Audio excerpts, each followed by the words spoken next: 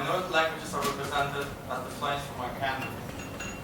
Languages were born naturally, and therefore, they, as everything was natural, they need fuel, so they need to consume energy and resources. We are the three speakers representing the amazing group 2.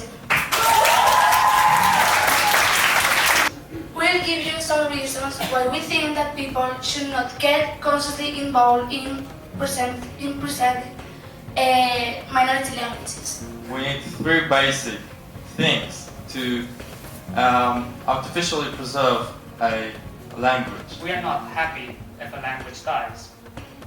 Hell, we know it enriches the world to meet someone who knows something very specific, very detailed. And it's always interesting to share that knowledge and learn about this new culture. But those small things in life are always going to exist. Strong and healthy languages will survive and live on, and weak languages will eventually fade out, regardless of the selection that is made, the selection that is in store of us, of which languages we'll keep and which languages will disappear. We, as humans, as people, are going to be just as intelligent, just as cultural, just as healthy, and just as good looking. Thank you. Are instances that we must protect languages.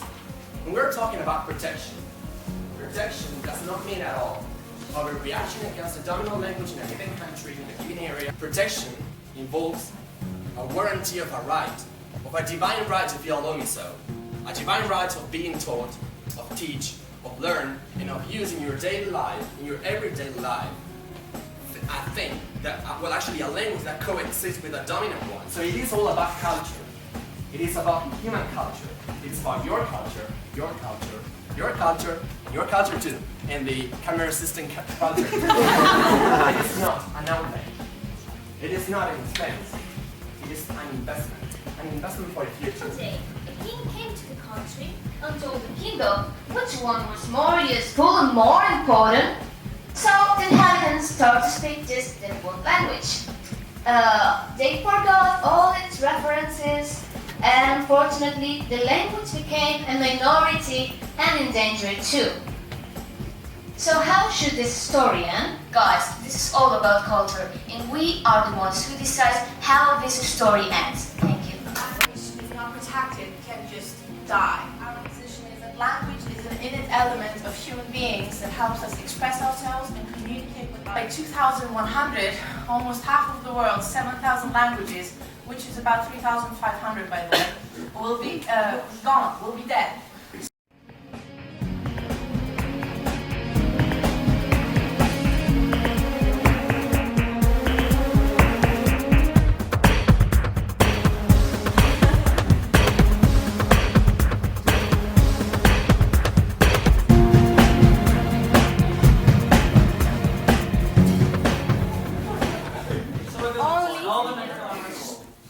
Only in Australia. A group of people at university or writers could create like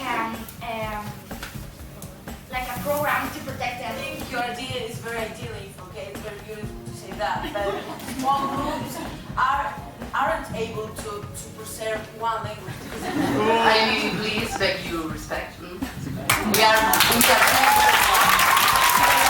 The long list, very long, only of minority languages in Australia. Long list of people dying, and who are going to speak those languages? That 20 million illegals in the United States should be banned to speak Spanish and to access legal protection and dignity because they don't speak. I don't need to go to the US. We have a clear example in your town where the government is spending so much money trying to teach you, people from Vienna, Valenciano, Catalan, but can we see the results? We need different languages in the world, not just one. We're talking about imposing a language. We're talking about our right to speak the language we want. We're not talking about banning one language. What we're saying is that there are priorities. So how do you preserve a dying language without also preserving the society in which it is spoken? Do you consider that Welsh, that is a minority language, do not communicate anything? Please, this is real talking about, we don't say languages, cultures, and so on, but we need to set priorities.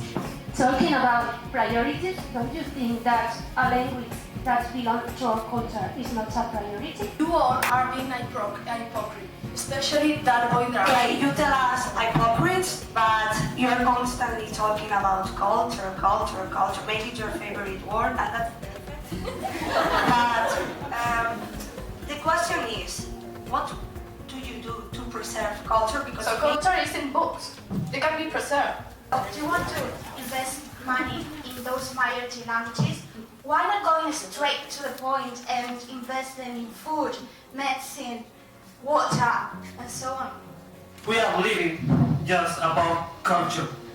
Underneath this conflict, we have centuries and centuries of culture. You base your arguments in the Darwin's theory because according to Darwin only the strongest can live. But nowadays that theory is completely ridiculous.